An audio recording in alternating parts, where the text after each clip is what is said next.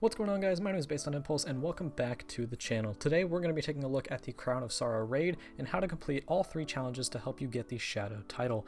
We're not going to be talking about the flawless raid triumph Crown of Ease in this video, but if you guys would like to see a video dedicated to that challenge in particular, let me know in the comments. I think the flaws for this raid deserves its own unique video because in my opinion this is the hardest flawless raid to complete, and yeah, I do think it's harder than a Petra's run. So if you guys would like to see that video, let me know in the comments. But the 3 challenges that we'll be talking about in this video are Limited Blessings, Total Victory, and With Both Hands. I'll have timestamps in the description for each challenge in case you were looking for a specific one. Keep in mind that this video does also assume you already know the mechanics of the Crown of Sorrow raid. If this video helps you out with getting these challenges completed, remember to leave a like on it. Let's see if we can hit 20 likes on this one, guys. That would be very much appreciated. So now let's go ahead and talk about our first challenge, the Limited Blessings challenge. This challenge is for the first encounter and requires you to have no more than 2 players buffed at any given time. The easiest way to complete this challenge is to only have 2 of your 3 teams switch and leave 1 pair of guardians unbuffed throughout the entire fight. The best way to set this up is to have 1 buffed and 1 non-buffed player left, 2 unbuffed players in the middle, and 1 buffed and non-buffed on the right as well. This totals up to 2 blessed players and 4 non-blessed players at any given time, as the left and right teams are the only ones switching inside the vessel. The middle team should never go anywhere near the vessel in the middle because those 2 players should never be getting Witch's Blessing. The main reason for splitting up the buffs in this way is to make the crystals phase go more smoothly. The left and right teams can get their respective crystals, and the whole team can collapse on the middle crystal. This method also allows for blessed players to take out the blessed knight that will spawn in the middle as they are running back to their respective sides, making the middle team's lives much easier.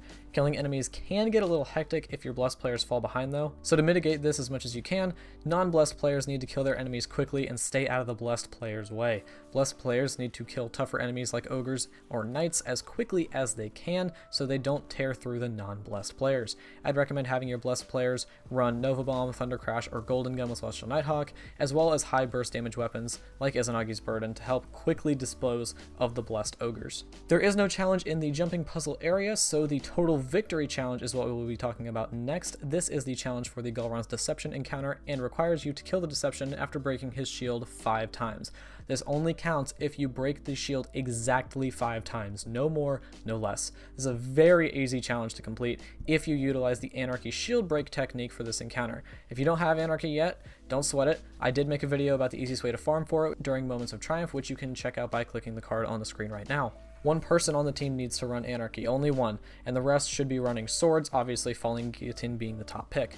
Using this Anarchy method allows you to run the encounter completely normally and makes the damage phase a piece of cake. The most important thing about utilizing this method is to make sure that your player using Anarchy is buffed when the damage phase starts. If the buff spawns in the area where the Anarchy player is first, they should pick it up.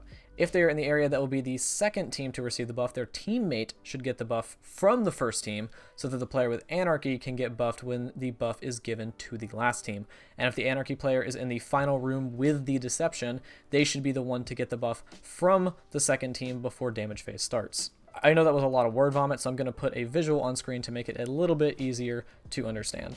For example's sake, we'll be saying that the buff spawns on the Void area every time, and we're going to move the Anarchy player around. In the first scenario, the Anarchy player will need to pick up the buff. That way, they will be able to lose their buff on the first swap and get it back on the second swap to start damage phase. In the second scenario, where the Anarchy player is in the area that is the first to receive a buff, their teammate will be the one to pick up the buff from the Void team.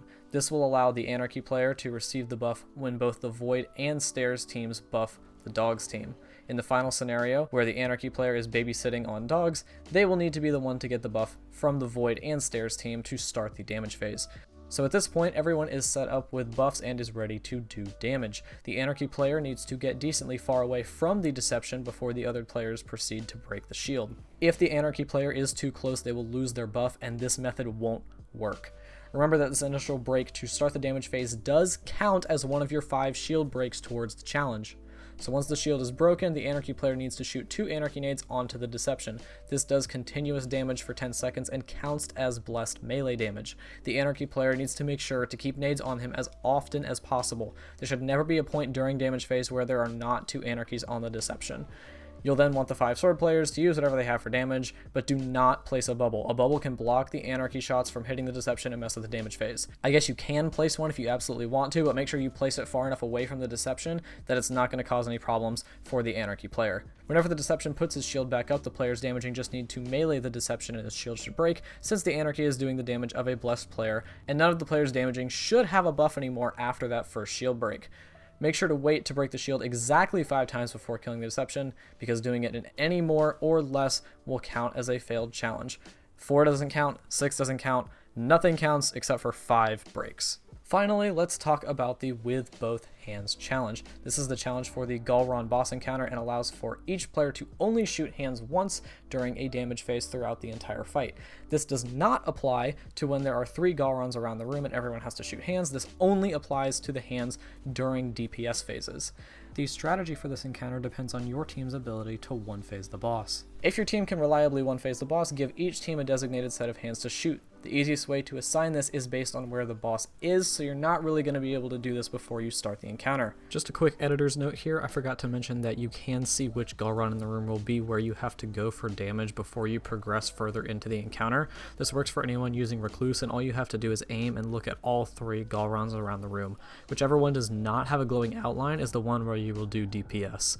This also only works for a one-phase team, as this does not work if you have to go to a second phase. The team on the area where the boss is should shoot hands first, then just go clockwise around the arena. Let's say for example's sake that the team will be doing damage at stairs. In this case, the stairs team would shoot hands first, the dogs team would shoot the second set, and the void team would shoot the final set of hands. If your team cannot reliably one-phase the boss, players are going to have to solo shooting the hands. The easiest way to assign the hands if you were doing the 2-phase strat is to simply assign numbers to each hand's phase and have each person take a number. 1 is the first set, 2 is the second, and so on.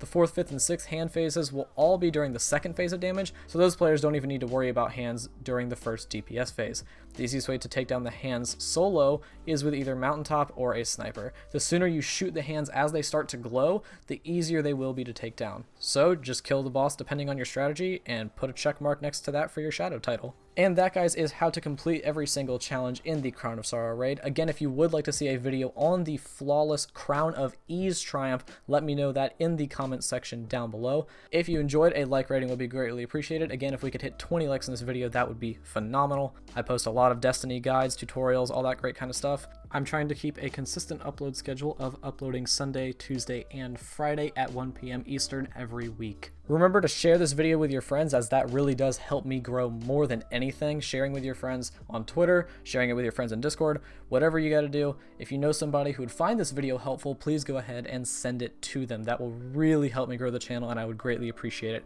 if you guys could do that. Also, remember to follow me on Twitter, on Twitch, and to join my Discord server. All of those links can be found in the description down below. So thank you guys very much for stopping by. I hope this video helped you out, and I will see all of you in the next video.